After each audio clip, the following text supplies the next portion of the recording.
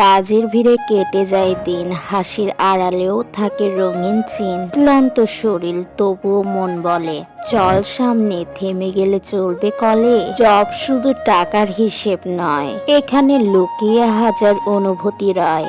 কখনো চাপ, কখনো আনন্দের ঢেউ, তবুও কর্মস্থল হয়ে যায় আপন কেউ। মানসিক কাজেই ভুলে কিছু কষ্ট, ব্যস্ত সময় কমে মনের নষ্ট। দিন শেষে মনে শুধু একটি কথা, পরিশ্রম একদিন বদলাবে ভাগ্যটা।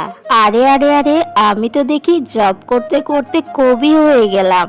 এখন ডিউটির চাপ কম, ছন্দের চাপ বেশি। এক লাইন বললেই মনে হয় এটা কি জীবন নাকি বাংলা বইয়ের কবিতা। এই তো চলে আসলাম আমার আপন ঠিকানায়, যেখানে ক্লান্তি আছে, দায়িত্ব আছে, তবুও এই কর্মস্থলে দিনের অর্ধেকটা হাসি লুকিয়ে থাকে। দেখো দেখো, কত নাটক করি একটা সুন্দর ভিডিও পাওয়ার জন্য তোমাদেরকে দেখায় আমি কি করি না করি সবকিছু। এক হাতে মোবাইল, আরেক হাতে তালা খুলছিলাম। এই উল্টাপাল্টা প্রতিভাগুলোই আছে আমার। দেখো দেখো, আমি এক হাতে কিন্তু তালা খুলতে পারি, নিজে নিজে ভিডিও করতে পারি, ভয়েস ওভারও দিতে পারি।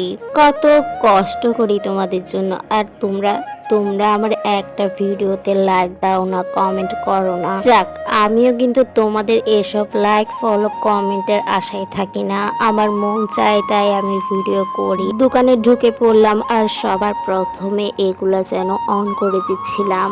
তারপর কম্পিউটারে কিছু টুকটাক কাজ থাকে, সেগুলো সেরে নিচ্ছিলাম। এই যে আমার হাতে একটি কার্ড দেখছো, এটি হচ্ছে স্টাফ আইডি কার্ড। মূলত আমি এখানে কার্ড পাঞ্চ করার জন্যই কিন্তু কার্ডটা বের করলাম। শুরুর দিকেই কিন্তু আমার এটি পাঞ্চ করতে হয়। অনেক আপুই আমার থেকে জিজ্ঞেস করেছে যে আপু তুমি কিভাবে একটা দোকান সামলাও।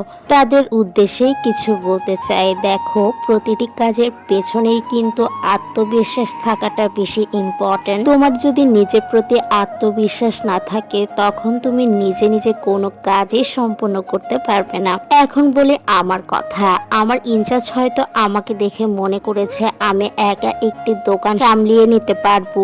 আমি দোকানে যাবতীয় কাজের পাশাপাশি সেলও দিতে পারবো, আর দায়িত্ব যেগুলো আছে সেগুলো সঠিকভাবে পালন করতে পারবো। যার কারণে মূলত আমাকে দায়িত্ব দেওয়া হয় মর্নিং এ। আর আল্লাহর অশেষ রহমতে মর্নিং এ আমি একা একজনের সকল কাজ করি। আমার এই কাজ শেখার পেছনে কিন্তু অনেকজনের হাত আছে, যাদের মাধ্যমে আমি কাজ শিখেছি। বিশ্বাস করেন, একটা সময় কিন্তু আমি টাকাও গুনতে পারতাম না, তখন টাকা গুনতাম একটা একটা করে। আর এখন খুব দ্রুত যেন আমি টাকা গুনে হিসাব করে রেখে দিতে পারি। দেখতে না দেখতেও গাড়িও চলে আসলো আর সব প্রোডাক্ট নামিয়ে দিল।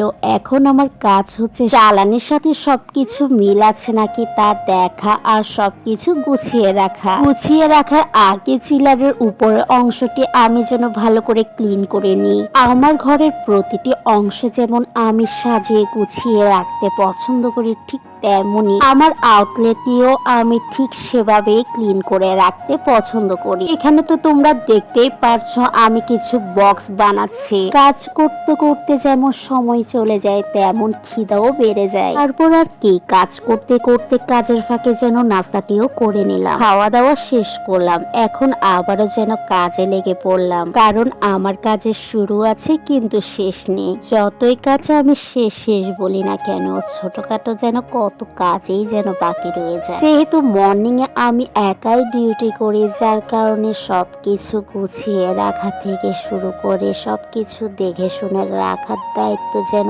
আমারই থাকে। সত্যি বলতে এসব কাজ আমাকে খুব আনন্দ দেয়। আমি খুব আনন্দের সাথে প্রতিটি কাজ করে থাকি এবং আমি আমার দায়িত্বটা সঠিকভাবে পালন করার চেষ্টা করি সব সময়। একটা কথা কি জানেন, যে কাজটিকে নিজের কাজ বলে মনে করা হয়, সেই কাজের প্রতি আলাদা একটি ভালোবাসা আর আনন্দ তৈরি হয়। তখন কাজটা শুধু দায়িত্ব হয়ে থাকে না, তখন হয়ে যায় নিজের পরিচয়ের অংশ। মন থেকে করা কাজে ক্লান্তি থাকলেও তৃপ্তি থাকে, আর সেই তৃপ্তি মানুষকে আরো ভালো কিছু করার অনুপ্রেরণা দেয়। আমার ভারী কাজের মধ্যে বলতে গেলে অর্ধেকের অর্ধেক কাজ শেষ। এখন হাতে একটি গ্লাভস পরে দিলাম আর স্যাপরিগুলো র্যাপিং করে নিব। এসব কাজ শেষ করতে পারলে মূলত আমি শান্তিতে একটু রেস্ট নিতে পারবো। সত্যি বলতে রেস্টও নিতে পারি না, কারণ যখন একটু ফ্রি থাকি তখনই রিলস ভিডিও বানাই। অল্প হলেও মেয়েদের ইনকাম থাকা দরকার, কারণ বিয়ের পরে বাবার টাকায় তেমন হক থাকে না, স্বামীর টাকায় বিলাসিতা সেটা আবার সব মেয়ের ভাগ্যে থাকে না। কথার অমিল হলে স্বামীও মাঝে মাঝে বুঝিয়ে দিবে আপনি তারটা খেয়েই বেঁচে আছেন। জীবনের ছোট শখগুলো পূরণ করার জন্য হলেও মেয়েদের ইনকাম থাকা দরকার।